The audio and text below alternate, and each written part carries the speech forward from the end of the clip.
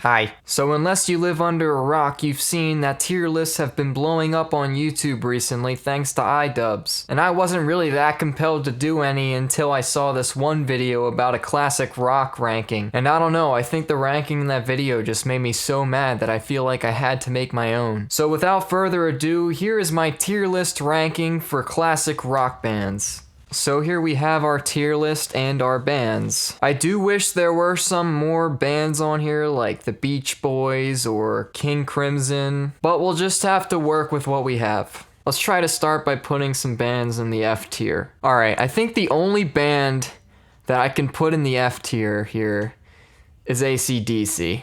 AC/DC kind of makes a lot of the same sounding songs, and their music's just really simple too. Alright, let's see who we can put in D tier. First band I'm putting in D tier is Aerosmith. I like Aerosmith, I think they have a lot of good songs, and they're definitely one of the biggest bands that you would think of when you think of classic rock. But they don't do anything too experimental, too mind-blowing. They're not bad though. Bon Jovi is also going to go in D tier. Again, nothing too, experimental or anything. They had some good songs, but pretty standard rock and roll. I'm also gonna put the Eagles in D tier. Yeah, so pretty much D tier is like your very standard classic rock bands. It's pretty much just dad rock. The D is for dad rock. This is the dad rock tier. Alright, now I think a lot of bands are probably to go in C tier. Alright, we're gonna put Billy Joel in C tier. Now Billy Joel is actually, I think, a really good songwriter, especially in the 70s.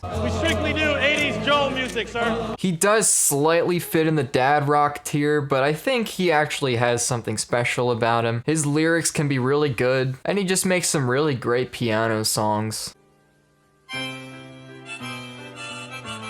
Alright, let's see who else is in C tier. Creedence Clearwater Revival is in C tier. Now they're a good band. They're just kind of like they're just like a fun 60s band to listen to. Nice one to boogie down to. I'm also gonna put Fleetwood Mac in C tier. I really don't have much to say about Fleetwood Mac. I think they have some pretty good songs, but I just never could really get that into them. Oh yeah, I forgot Lynyrd Skynyrd. They're gonna go in dad rock tier. I'm gonna put the Rolling Stones in C tier as well. I'm not gonna lie, I think the Stones are a bit overrated. They made some great rock and roll back in the day, but again, nothing as really mind-blowing and experimental as some of the other things that were being put out in the time, as well as some of the other bands on this list. I'm also gonna put Led Zeppelin in C tier. This may be a controversial one, but I honestly think Led Zeppelin is highly overrated. I think people who say they were the best band to ever exist it's just far from the truth. Their songs can also get a little bit repetitive, not quite as bad as AC/DC's, but they can still get a little repetitive. And they also copied a lot of songs. So yeah, Led Zeppelin, definitely overrated. They're going in C tier. All right, moving up to B tier. I'm gonna put Cream in B tier. Cream has some really awesome, heavy, bluesy sounds. Just one of those great bands that really encompasses the sound of the late 60s. Grateful Dead is also going in B tier. I hope I don't piss off too many Deadheads with that. There are songs that make you feel really good, but a lot of their songs are really simple, and I've never really been a huge fan of the whole jam band thing, but their songs are really nice, and you gotta give them props for making this huge cult following and having reportedly some of the best live concerts you could go to. I'm also gonna put Rush in B tier. Rush actually kind of treads the boundaries between B and A tier for me. They have some really killer drums and bass and guitar and whatnot, a lot of really awesome patterns, and some really complex stuff, but their sound also often kind of goes into dad rock territory, except for the album 2112. That is an excellent album. Alright, moving on to A tier. First, I'm putting Black Sabbath. You have to give them props for being one of the, if not the very first heavy metal band, or just the first metal band in general. They also just have some really awesome sounds, and their sound is just super dark with a lot of cool sound effects and whatnot. They had some of the best music to come out of the late 60s. Hard times of quick fun muncher. Sit right down for raw. McDonald's lunches. Another band I'm gonna put in A tier is Deep Purple. Deep Purple had some really heavy and experimental sounds in the late 60s. Stuff that was super cutting edge and just super awesome, and even holds up to this day. The only thing keeping Deep Purple from S tier for me is I think their music quality went significantly down in I'd say like the mid 70s. Their music got a lot less heavy and experimental and became a lot more simplistic and more of your standard classic rock. And I think that's the only thing keeping me from putting them in S tier. If they kept to their sound that they had in the late 60s, they would easily be S tier. They were fantastic. I'm also gonna put Jimi Hendrix in A tier. One of the best guitarists of all time. Some people would argue that he is the best. His music is just so soulful and so heavy and so bluesy. His songs are just really great and they still hold up today. I'm gonna put The Doors in A tier as well. Now The Doors is one of my favorite bands. Some would argue that their music's a little simplistic, but I think that's the beauty in it. I kind of like the straightforward riffs and especially Jim Morrison's vocal delivery and his lyrics. They're one band that I really wish I could have seen live. They were also one of the first bands to kind of go in a more heavier direction in the late 60s. Yeah, I really like The Doors. And finally in A tier, I'm gonna put The Who. The Who is one of the biggest bands to come out of the British invasion. They were also super cutting edge for their time with their use of distortion. They also created two of the best rock operas ever created, Tommy and Quadrophenia. And just for those facts alone, I'm putting them in A tier. Finally, we have the top tier, the S tier. These are the artists that I think were the most influential, the biggest trendsetters,